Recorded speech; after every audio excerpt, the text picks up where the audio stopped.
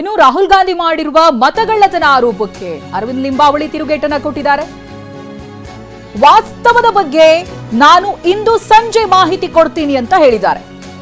ಅದರ ಜೊತೆಗೆ ಶಿವಾಜಿನಗರದಲ್ಲಿ ಹೇಗಿದೆ ಅಂತ ನಾನು ಹೇಳ್ತೀನಿ, ಮಹದೇವಪುರದಲ್ಲಿ ಹೇಗಿದೆ ಅಂತ ವಿವರಣೆ ನೀಡ್ತೀನಿ ಅಂತ ಅರವಿಂದ್ ಲಿಂಬಾವಳಿ ಪ್ರತಿಕ್ರಿಯೆ ಕೊಟ್ಟಿದ್ದಾರೆ.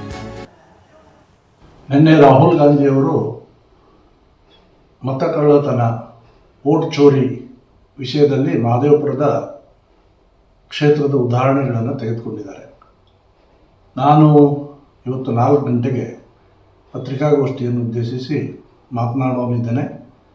ವಸ್ತುಸ್ಥಿತಿ ಏನಿದೆ, ಹಾಗೆಯೇ ವರ್ಣಾ ಕ್ಷೇತ್ರದಲ್ಲಿ ಮತದಾರ ಪಟ್ಟಿ ಹೇಗಿದೆ, ಮಸ್ಕಿಯಲ್ಲಿ ಹೇಗಿದೆ, ಮಾನ್ವಿಯಲ್ಲಿ ಹೇಗಿದೆ, ಸಂಡೂರಲ್ಲಿ ಹೇಗಿದೆ, BTMನಲ್ಲಿ ಹೇಗಿದೆ, ಶಿವಾಜಿನಗರದಲ್ಲಿ ಹೇಗಿದೆ, ಚಾಮರಾಜಪೇಟೆಯಲ್ಲಿ ಹೇಗಿದೆ, ಕೆಲವು ಉದಾಹರಣೆಗಳ ಸಮೇತ ನಾನು ಕೂಡ ವಿವರಗಳನ್ನು ನೀಡೋನಿದ್ದೇನೆ.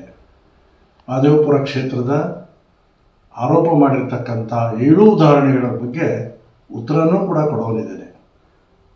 ಆದ್ದರಿಂದ ದಯವಿಟ್ಟು ನನ್ನ ಆನ್ಲೈನಿಗೆ ಬನ್ನಿ, ಎಲ್ಲ ಮಾಹಿತಿಗಳನ್ನು ತಿಳ್ಕೊಳ್ಬೇಕಾಗಿ ಕಳಕಳಿಯಿಂದ ನಾಗರಿಕರಲ್ಲಿ ವಿನಂತಿಯನ್ನು ಮಾಡಿಕೊಳ್ತೀನಿ.